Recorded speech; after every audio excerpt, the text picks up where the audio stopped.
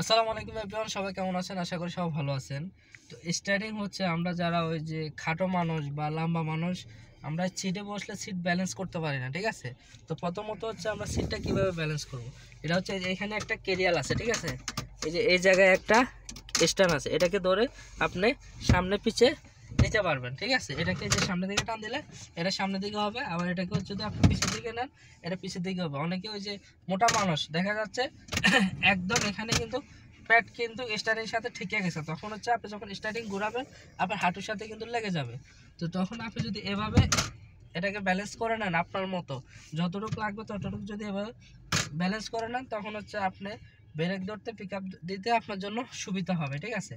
তো আরেকটা বিষয় যেটা হচ্ছে সেটা হচ্ছে আমরা স্টার্টিং অনেক সময় যারা একটু খাটো মানুষ এরা দেখা যাচ্ছে অনেক উপর থেকে এভাবে চালাইতে হয়, ঠিক আছে?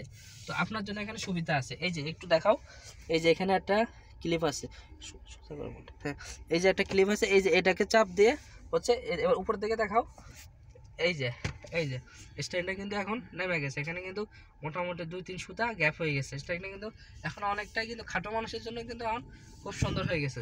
আবার আমাদের হিসাব করতে গেলে আমরা আবার এটাকে উপরে তুলে ফেলবো, এই যে উপরে তুলে ফেলছি, এই যে ক্লিপটা লাগাই দিছি।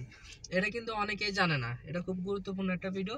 প্রত্যেকটা গাড়িতে কিন্তু এভাবে এই সিস্টেমটা থাকবে, আপনারা উপর নিচে আপনাদের ব্যালেন্স মতো আপনারা করে নেবেন, তাহলে ইনশাল্লাহ গাড়ি চালাইতে আর কোনো সমস্যা হবে না আশা করি। আর সিট তো ব্যালেন্স করা বুঝে গেছেন, এটাকে আপনার এদিকে যে এখানে একটা ক্লিপ আছে যে এই পাশে, এটাকে চাপ দিলে হচ্ছে এটা উঠবে, আবার ব্যালেন্স হয়ে যাবে। তো এটা হচ্ছে ভিডিও, সবাই বেশি বেশি শেয়ার করে দেবেন, সাবস্ক্রাইব করে দেবেন। আল্লাহ হাফেজ।